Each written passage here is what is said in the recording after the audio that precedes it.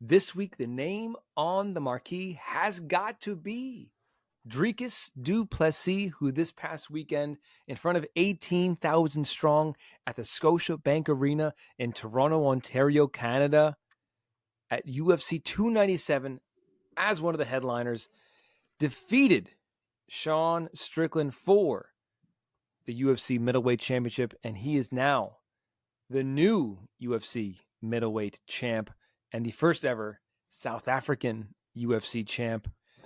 Here we go. But it went the distance, all 5 rounds, and the scorecards were razor close. Yeah, it was a mess, and it was a close fight, man. So I'm going to throw it over to Mark first. Mark, do you agree that it was a close fight? I think it was close. Pretty much every round was like, oh my God, especially on the rewatch. I rewatched it earlier today, and I just thought this is even closer than I remember it being. I'll just say it now. Upon the live watch, I just felt like Strickland barely edged it, and on the rewatch, I'm actually less convinced either way. How did you see it? So, yeah, I mean, of course, I agree that it was a very close fight. I don't think anyone is going to tell you that it wasn't a close fight. But I will say that I don't have a great taste in my mouth about it. And Really? I think if the decision went Sean's way, I would have felt better. And don't get me wrong, like I will talk through this. I'm going to give props to both guys. It was a great fight from both guys. I'm not trying to take anything away from Dricus. I'll explain in a few different ways what kind of bothered me about this going his way. To start, as I said, great fight. I thought both guys put it on the line. I thought both guys proved a lot for Dricus. I think he really put the gas tank questions to bed. I think he also showed that he's not just like a brawler for those that kind of saw him as that. He showed he can fight a tactical fight and make adjustments. For Sean, I think he showed that he really is at the elite level now, which some people were doubting. To give a guy like Dricus problems that no one else has. He showed again how elite his defense is, never even being hurt by a guy who has hurt everyone he's fought in Dricus. So I think they both showed that they're championship level. And frankly, I wouldn't be shocked if we see this one again down the line. But I don't know that I think they got this one right. You know, Dricus fought a great fight, and I'm really happy for him. And the fact that he was able to complete his journey here and become the first South African champ. I remember everyone from South Africa who was commenting here on our videos after the Whitaker fight, and y'all were crazy passionate, and I'm happy for all the South African fans, and this must be incredible. I can't even imagine what it's like down there right now. So props to everybody for that. Enjoy it. He deserves it. I'm not saying he doesn't in any way, but it's just, I don't think it was the right score. I think Sean should have won that fight 48-47. And I will walk through it. Round one, I don't think anyone's debating this one, was all Sean. He came out, he controlled the distance, he was jabbing Dricus' face off. He checked every kick. All of Dricus' punches hit air, and Sean popped up from the lone takedown in about 10 seconds. So that was 1-0 Sean, clear. Round two, I thought was very, very close. I was torn watching it live.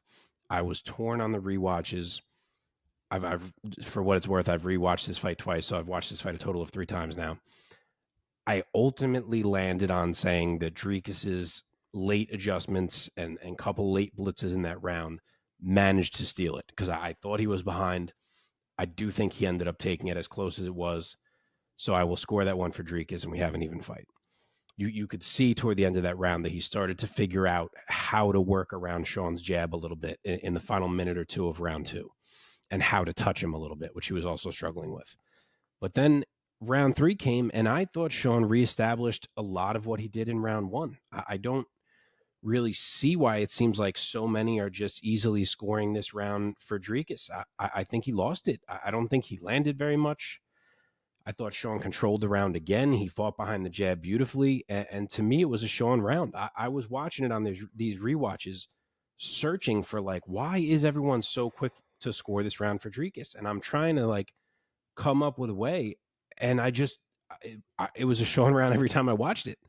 So obviously, you know how I'm at 48, 47 already here. But round 4 was Dricus, very obviously. He got the big break of what now people are saying was a headbutt. He's saying it wasn't a headbutt. But obviously Sean got busted open, and from that moment on in that round, Sean really struggled. He was not seeing the right hand at all because his eye was covered in blood, and finally it was landing, more than once. Dricus also got more aggressive when he saw that blood with the wrestling too, mixed in some takedowns. I mean, he really stamped round 4 for himself. But for me at that point, it was 2-2. And then round 5 was very clearly Sean Strickland. It was his best round of the entire fight. There were periods of it where he was landing at will in that round, and probably with the hardest shots that he had landed all fight also. So for me, it was 48-47. And I think the reason if that's all it was, just it comes down to round 3, how you score it. And I guess round 2, because I do think they were both really close. I don't think I would say I had this bad taste. I would just say really close fight. It's got to go to somebody.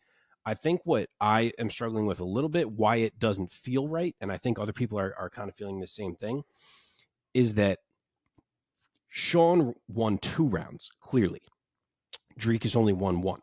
So then you're seeing both of the really close rounds go to Dricus, which feels a little bit like it gets back to like hating the 10-9 point system, because it doesn't quite feel like that's fair. And again, if you're scoring this as an overall fight, pride style, like I always bring up, I don't think a lot of people are saying Dricus won the overall fight. I certainly think Sean won the overall fight. So for those reasons, I think it feels a little bit off, because it's like when you just think back on the fight quickly as a whole, at least for me, my brain is like, yeah, Sean was better. So I think that's why it's bothering me a little bit. I think that's why it's such a hot topic right now, because as I said, round wise, if you want to give 2, 3, and 4 to Dricus, you can. Again, I said I kept landing on Sean for round 3, but I guess I get it if 2, 3, and 4 are going to Dricus. So that's what I mean when I say I feel a little strange about it. But Sean doesn't have much luck in splits. I really think a lot of people, or I guess a lot of judges, I should say, don't realize how few shots are actually landing on Sean. Like, he blocks and slips so many shots. And on top of that, he checks nearly every kick. It's unbelievable how many kicks he checks. His defense is incredible to watch. So I don't know if judges realize enough how much he is causing to miss or blocking. But with all that being said, again, I'm not at all trying to take anything away from Dricus. He went through the fire. His face looks like it was getting hit with rocks all fight long, and he came out the other side as a champion. He found the adjustments he needed to make. He convinced 2 of the 3 judges that he won that fight. So he is the champ. Props to him. It was a great performance. He's only going to get better, and we will see who he's in there standing across from next. Omar, those 2 judges were Derek Cleary and Eric Colon. Both scored the fight the exact same way, giving Strickland the 1st and 5th round and du Plessis 2, 3, and 4. The dissenting judge was Sal D'Amato, who only differed on the 3rd round. So D'Amato gave Strickland 1, 3, and 5, and he gave du Plessis 2 and 4. How did you score this fight, and what are your reactions to the fight overall?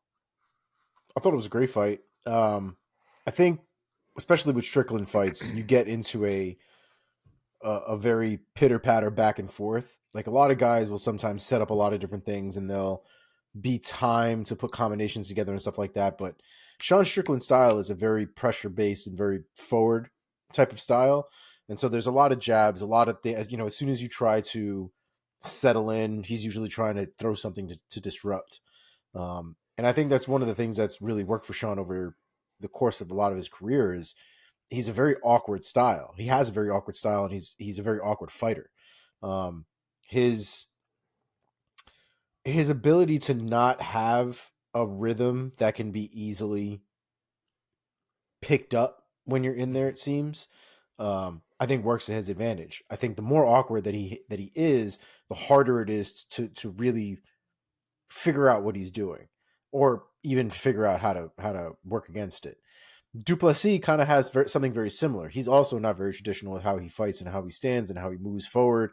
So he's also a very awkward fighter. And I think that's kind of what had Sean a little potentially a little off for certain moments there. But I think the fight overall, excuse me, I think it was a really close fight. And I said it even when the second fight had finished. I was like, this is going to be a messy fight. Yeah. This is going to be one of these fights that once it goes to the judges, it really could go either way. And that's exactly what it was. 2 and 3, I thought, were the messiest rounds of the entire fight. And just like Mark said, when you really look at the other 3 rounds that are not messy and extremely clear, du Plessis has only won one of those 3 rounds, one of those 3 very clear rounds. And Sean won 1 and 5 very clearly. So your mind does kind of take you there. Like, it doesn't really seem, because 2 and 3 really could have gone to Sean in certain respects. You could make a case for either one. And so when you're left with the ones that you can't really argue about, you're left with Sean up 2-1. So it's a messy fight. It's a messy fight that also won't get a resolution because they're not going to run that back right now. So we're just going to have to deal with it. And I get it. We've run into these situations before. We don't run into it very often, I feel like, in championship fights, at least not this close, this controversial sometimes. But I mean, that's kind of the way that it fell in this specific fight. I personally had it for du Plessis for 2 and 3. I think a lot of it had to do with the momentum. And I think Sean gets into a style sometimes where visually him on the defensive all the time allows du Plessis to look like he's on the offensive and doing something, even though he might not be landing very, very frequently, like clean, right? A lot of these things are getting blocked, but like Sean is also in those moments not throwing back. And obviously once you get to a certain spot, Sean obviously puts on his bike and he starts to go forward and he starts to do what Sean does. But there was a lot of back and forth moments of that throughout the fight. And I think 2 and 3 were probably some of the hardest ones to walk away with a clear winner for those rounds because of that stuff. I mean, I think it was really about what you preferred.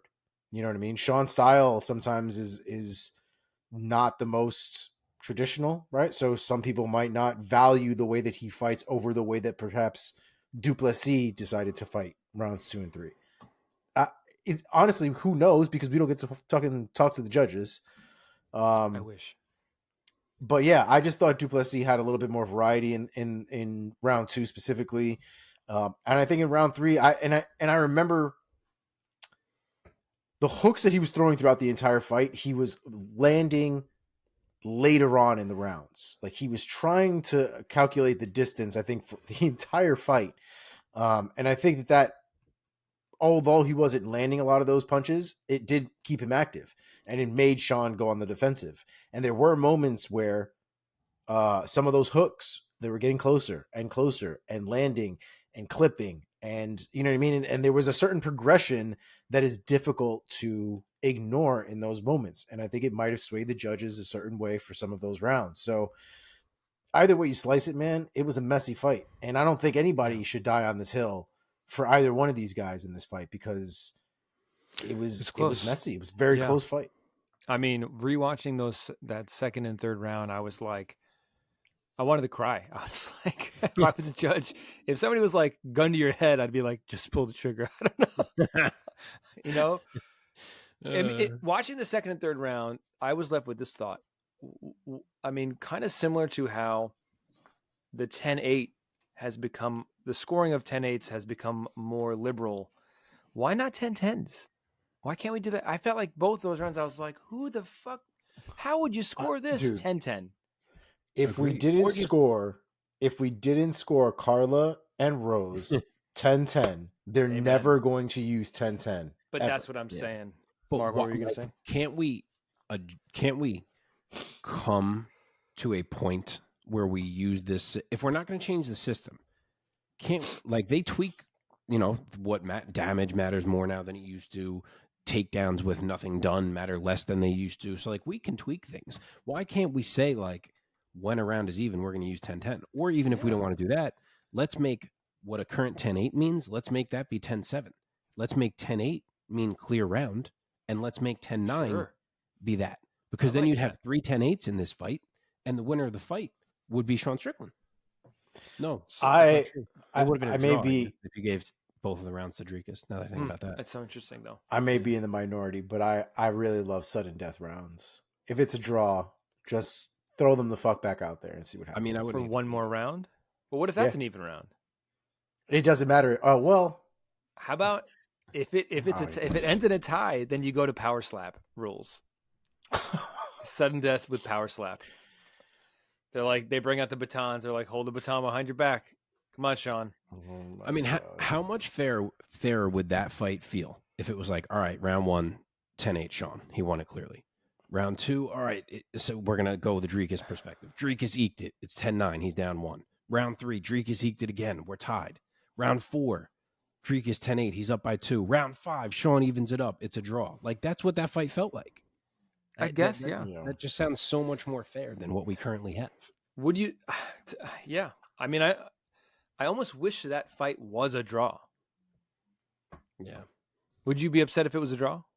I mean, there was no way to score it as that because there was no 10-8 round. Yeah, right. I don't. Current It didn't score. feel like a draw to me. It just felt like a fight that wasn't. Like a draw to me. It didn't feel like a draw to me, but it also felt like a fight that wasn't over. Let me ask you this question. I agree with that. And it bothers me if that blood was from the headbutt because Sean really got whooped in round 4 once he couldn't see, and it sucks if that's from a headbutt. Not bothers me. I mean, it happens in fights. I'm just saying it sucks. I was going to ask about that. Pride style scoring. You have to hold up a card at the end that says who won the overall fight. Who are you holding up? I probably would hold up Sean Strickland, especially because of how that fight ended. I would, yes. Especially because of how that fight ended. Yeah, I was going to say that earlier. I think is why people are struggling with it. The thing about the Strickland aspect of it is that what Strickland succeeded in doing was making the pace of this fight more of a Strickland fight than a Du Plessis fight. Yeah. Yeah. Du Plessis did not manage to do Adjust. the DDP battering ram thing to Sean Strickland. Sean Strickland turned it into his pace of a fight. Into It was more sort of than this that. parrying game. Yeah. It was also the distance, man. I mean, the way was, that, yeah. dude, It's so if good. there's anything to give, this motherfucker has like GSP level fucking jab. Okay, the way that he can use his jab and just stun somebody that they are like, you can't move forward. It's not an option. DDP was popped you in saying the he never face. felt the jab like that. So Yeah, his face says that all. I mean, he was beat up from 2 punches, basically thrown the entire fight. Sean Strickland didn't throw shit but a jab and a cross the entire fight, and his DDP's face looked a mess. You know what says a lot about how good Dricus Du Plessis is at things that maybe people don't see, and this is kind of in a backward way, but Sean Strickland in this fight, one, managed to move forward a lot, and people were wondering who would be able to move forward. I mean, it was back and forth, but Sean had a good amount of moving It forward. was more Sean. 2, did prevent what I was saying last week about how Dricus is always able to crash the space and like slam into people with these big strikes. And he couldn't do that to Sean because Sean was always in his face, and that part of Dricus' game kind of got taken away. And Dricus had to try to fight a little more technically. So that's 2 that Sean accomplished. And 3, didn't let himself get out wrestled. Sure, he got taken down, but he was popping right up every single time. So Sean did all 3 of those things, and Dricus still found a way to win that fight. So Yeah. that tells you that Dricus still, I guess, but even by me, is being underrated because he found a way through all of that. Great point. Other people scoring this fight, MMA. What's that website? MMA Decisions. Yeah. Nearly right down the middle for these 2 guys, if not edged for Du Plessis. Looks like 55-45 split for Du Plessis. 3 guys from Sherdog in the live play-by-play went split decision for Strickland, but a 4th guy who was among the MMA Decisions website scored it for Du Plessis. So pretty goddamn close, guys. Pretty close. Yeah. Oh, also, it was close, for sure. When I was rewatching it in the 3rd round, Dominic Cruz, who was doing color, he said, while the fight was going on, he said, if it goes to the scorecards, it's going to be about damage. And right now, Du Plessis is wearing a lot of damage. I think that's I might be paraphrasing what he said. Yeah. I think he was commenting on how even the fight was up until that point, midway through the 3rd. He's saying if this goes to the scorecard, it's gonna maybe damage is gonna be the tipping factor. Well, then Sean ended up bloodied as fuck, though. Yeah, and the damage thing is something that I don't know if there's clarity amongst everybody in the MMA community about how that's supposed to work, because it's like if he didn't get touched again for like the fourth round, like there's no damage, right? Dude, Like Duplessis' face could have been completely fucked up anyway, but like it's not like you carry that damage into the fourth round from a judging perspective. Yeah. Dominic Cruz, this is a quick sidebar, but Dominic Cruz has been doing this for a while since they started emphasizing damage with judging, where he will just like repeat over and over again, like, well, this guy has a cut, so there's nothing he could do right now. He's losing unless he just really dominates. And he's been doing it more and more. And on this card, he did it in like 6 fights. Like he just kept saying it. And to the point that I was starting to lose my mind. And John Anik was like, this is getting out of hand. And he literally on the broadcast was like, Dom, the cut only counts in the round the cut happens. Like it doesn't just get progressively scored again every single round. And, Yeah. Or no, Now, he said the damage. And then Dom was like, well, what if it's a cut? Then that does. And he was like, no, it doesn't. Like you don't just score the cut perennially. Like, and he was like, oh, all right. Like, so I was now if you had if you have a cut in round 1, right, and you've made it bigger in round 2 and made it worse, then that's right. That's different. That's not. Yeah. But you can't just have a cut going in round 2 and be like, well, he's already losing. That's Dom not seems how that to works. live in this world now where if a guy gets a cut, he's like, well, he's gonna need to hit him with a missile, otherwise it's over. That's probably how Dom needs to fight, dog. He's like, well, I'm cut, gotta kill him. Yeah. Well, but anyway, circling back. Yeah. Let's talk about what could be next for these two guys. The new champ, DDP, Dricus still knocks Duplessis. He calls out Israel Adesanya on the mic in the cage right after. Mark, what do you think of that? So I always had in the back of my head that if Dricus won this fight, I thought we may see Dricus and Izzy get booked as the UFC 300 main event, just because it's lacking a huge main event, and that obviously is a huge one. Now, obviously they brought it up in the post-fight, and Dricus was like, I'm down. But I don't know if he can actually turn around that quickly. I don't know what the doctors had to say about the damage on his face. Maybe it's all superficial and he's good to go. I don't know if Izzy is ready for that date, but it's always kind of been in my head of like, there is no surefire main event. Like, is it going to be Leon and Bilal as the main event? That doesn't really feel like a UFC 300 level main event.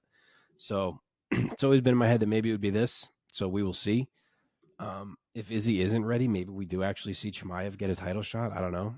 But even if it's not UFC 300, it feels like Dricus and Izzy is the fight that has to be made. Omar, what do you think?